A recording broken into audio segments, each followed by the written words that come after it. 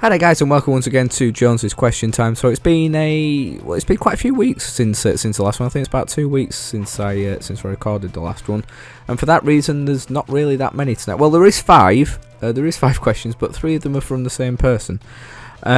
So yeah, I imagine that some of you may be itching to get a few more questions in. I don't know, maybe you're waiting to see what I was actually doing with the channel first. But yeah, it is very, very important that for the next few weeks anyway, that you get your questions in. I am sticking with Monday night for question time. That is kind of the only scheduled video, along with Jonesy's Leeds United Weekly on a Sunday. Question time on a Monday is kind of the only thing I'm definitely scheduling in from now on. It's gonna stick to that time slot. It seems to go down quite well with that one. So let's kick it off tonight then with the first of 3 questions from Steve on Twitter. Sorry, my voice going then a little bit. Let's start off this question time with a really, really upbeat question. What happens to us when we die? E.g., is there an afterlife? Definitely starting off with a deep one here.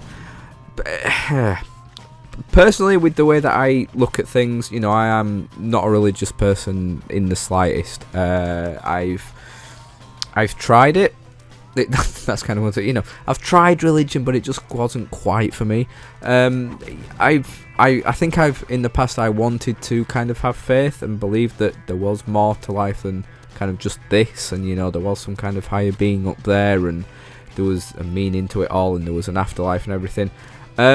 But unfortunately, I kind of believe too much in the proof and evidence that's out there, and I'm too much into science and everything. So, really, at the heart of everything, you know, my brain says that after we die, that is, you know, that's your lot. Basically, you know, you get one shot at life, and you know, you got to try and make it a damn good one, and you know, try and leave your kind of impression on the world, really. But having said that, you know, I would love to kind of believe and think that there is something afterlife, because if you kind of stick around and think about it too much, which I have done in the past, you know, as I remember as a kid thinking about death when I kind of first started thinking about it around sort of 13 years old. You know, I'd had death in my life before, but around 13 was the real kind of time that I was thinking, shit, you know, I'm gonna die one day. You know, this is going to end.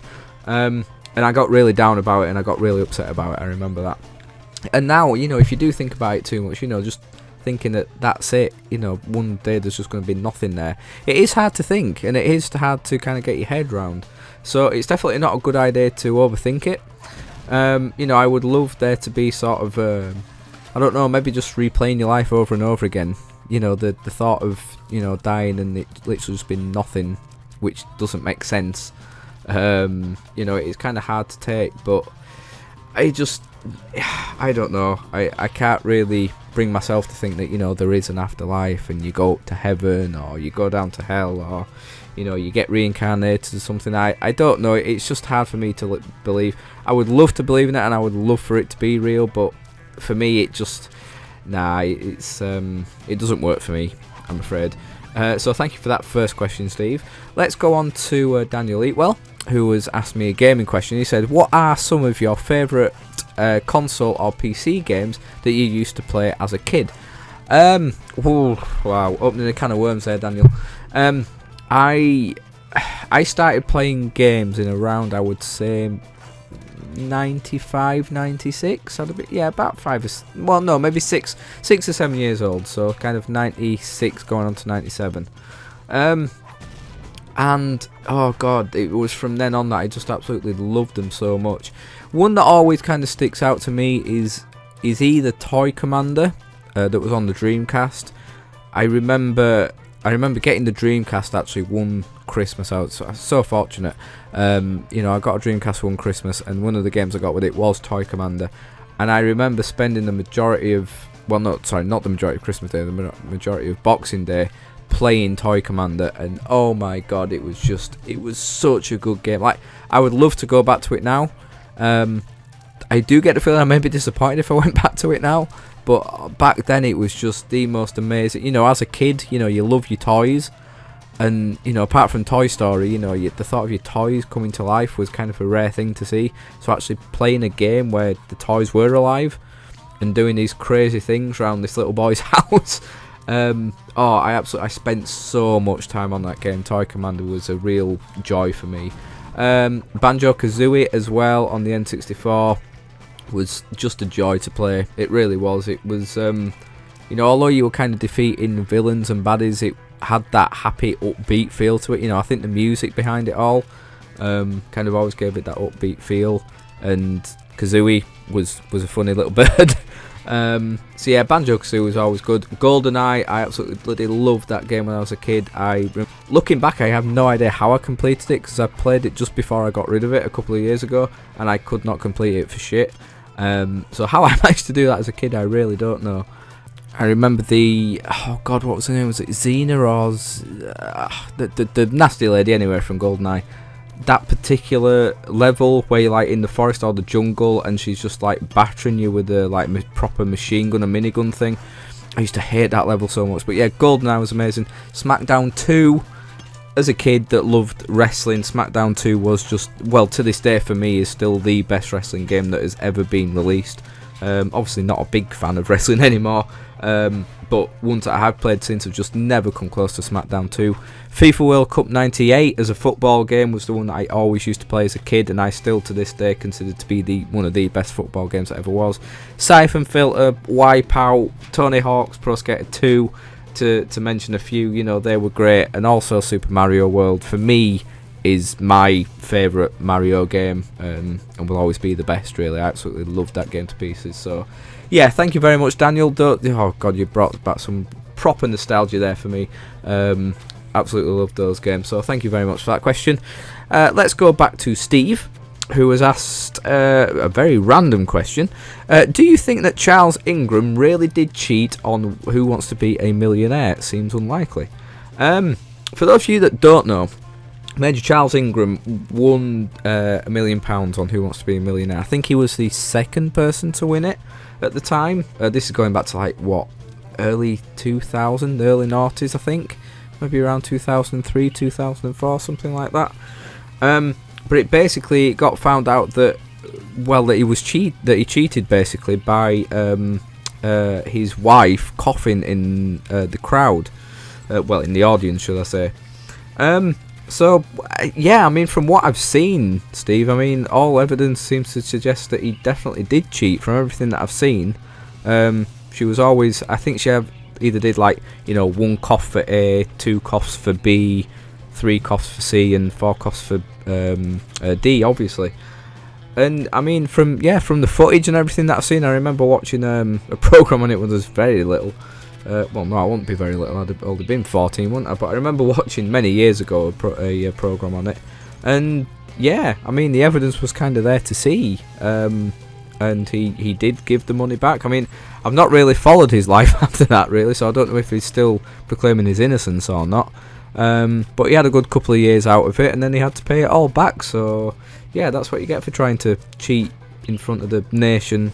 I mean, how did he think he was actually going to get away with it? I'm surprised it went on as long as he did, trying to get away with it, but I don't know. There we go. So yeah, interesting question there, Steve, but thank you all the same.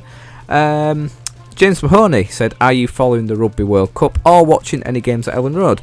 Obviously it's gone past the games that have been at Ellen Road. In general, no, I'm not really following the Rugby World Cup. I've never been the biggest rugby union fan. As big a fan of sport that I am, rugby union for me is always one that, if it's kind of there, then I might watch it here and there, but it's too stop-start for me, and I really don't like the kicking thing in it. I'm more of a fan of rugby league. It's constant, high, intense, fast-paced kind of play, and it's constant attacking and everything, whereas with rugby union, it's just sort of like, you get the ball and you kick it upfield a bit, someone picks it up, everyone's running it, you kick it back up the field and everything, and it's all about tactical play, kicking it into touch and getting good yardage and everything. It's just, I just don't like it. It's too much for me. It's too stop-start, too many penalties for the niggliest. I never know what the hell's going on. When a penalty's given, unless it's actually said on the commentary or by the referee why it's been given, I have no idea what's going on. Having said that, to me, one of the most greatest sporting moments that I've ever watched has got to be, England winning the World Cup in 2003. Johnny Wilkinson, that bloody last minute drop goal was absolutely amazing. I remember getting up dead early to watch that back at home. But in general, I'm just not a big fan. So I watched England's first match. Oh God, I don't even know who they were playing. But I did have that on my iPad whilst I was doing something else, so I did watch a little bit of that. But since then, I didn't watch any of the other games. When I was at Leeds one night getting a little bit drunk, we had the England-Australia game in the background, and it just doesn't do anything for me. I mean, you know, the England national team haven't really been up to standards for a good few years now, have they? You know, of course I want them to do well and everything, but it's just, yeah, it's too middle to upper class for me as rugby union. I think that's what it is for me. I'm definitely more rugby league. There's more to it in rugby league. You know, you can go in a rugby union game and all the points from it are all from penalties, whereas, you know, at least in rugby league you're pretty much guaranteed to try every single game. So yeah, give me rugby league ahead of rugby union, you know, any day. I mean, I'm glad that they had the games at Ellen Road, I should say. They actually did the American team, the USA team, for a week. We're actually training at Leeds Trinity College, which is just up the road from me. So every time I was driving to work every day, I actually kind of got to see a little bit of things, you know, going on there, and all the setup that they had there. It was quite exciting. So yeah, it was good that they had it at Ellen Road. I think Scotland played there. Was it Scotland, Canada, and USA, Italy, or something like that? I don't know. I might have got that completely wrong. But yeah, that was good to have it in Yorkshire, really, I suppose. But apart from that, I've really not watched any, and I can't see myself watching any more of the World Cup. I'm just not really that interested, really. But thank you for that question, James. And finally, back to Steve's last question, and this is an interesting one. He says, why do you think people hate Charlie's Life Lesson series so much? So if you don't know what Charlie's Life Lessons are, on the Barsat Gaming channel, about 4 or 5 weeks ago, we released the first of a series called Uncle Charlie's Life Lessons. This was something that was recorded a good couple of months ago now, actually when we were at Lee's dad's house, recording Blackout, the short film that we were doing. And it was an idea that Lee, Charlie and Lee's missus had, because Charlie says a lot of things in life, and yeah, we always kind of make a joke that, you know, you wouldn't follow the advice from Charlie. So we thought we'd make a joke kind of documentary thing of Uncle Charlie kind of being not an agony aunt style thing, but, you know, kind of trying to you know, give directions to people in life and, you know, help people out a little bit, but be kind of, you know, the complete opposite. You know, you wouldn't take any advice from him. And we just thought it would be a funny little skit. Charlie, to his brilliant credit, did everything off cuff. You know, hardly any of it was scripted. It was just all from the head of Charlie, which is actually, when you think about it, it's quite worrying. And we were generally quite happy with it. You know, the first 3 that were filmed, I wasn't even there. It was all down to Lee and Charlie. And then the second 2, I got a little bit involved. But it's really down to the other 2. I've got to be honest with this. But I loved it. When they first showed me it, I was, you know, crying with laughter at, especially I think it was the second one or the third one. And we had high hopes for it. And, you know, it's been a running joke that Charlie never does anything in bar tat. You know, he just kind of turns up and looks pretty kind of thing, and it's just me and Lee that kind of run the whole show. And this was the first thing, you know, like, oh, Charlie, you've really made it. You've really done something here. So it was all edited together. Lee edited it together and everything. We released it on its first night. Me and Lee were here at mine. We were recording a podcast. We thought, right, we're going to release it. Really happy, good thoughts. And it just plummeted. Like, I mean, it got the views. Don't get me wrong, it got the views. But within the first hour of it going out, it had something like 6 dislikes. I don't even think it got... I think it maybe gained 1 like. And this was just so unprecedented for, you know, we hadn't come across this. I mean, I was more used to getting dislikes on a lot of my videos, especially the football ones, but on Bartat it was really a brand new thing that we come across, and it really kind of got us down. I mean, especially got to Lee, because he hadn't really encountered it before, and even though I had encountered it before, I was still so disappointed because I was expecting so much from it. And to see 7 people just all of a sudden out of nowhere just disliking it and not knowing why as well, because I've got to the point now on my channel I pretty much have a serial disliker, and every now and again that will go over to the Bartak Gaming side. So to get 1 or 2 dislikes on a video, kind of expect, and that's not a big deal now, but to get that many in a short period of time really kind of got to us. And then we kind of got over it and we're like, you know, sod it, maybe it's just one of these things, you know, we'll kind of make the most of it really, and kind of just joke about it. And the second one was released, and I don't think it was quite as bad as the first one, and then the third one was released a week or so ago, and that actually did okay. So they are getting the views, but they're just kind of on average getting 5, 6 or 7 dislikes, which is weird. And I've just realised I haven't even answered the question. Why do I think people hate it? Honestly, I have no idea at all. Whether...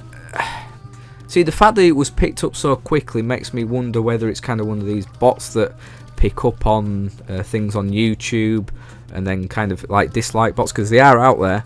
And obviously a lot of dislikes sometimes come from trolls and everything, just trying to make you feel shit.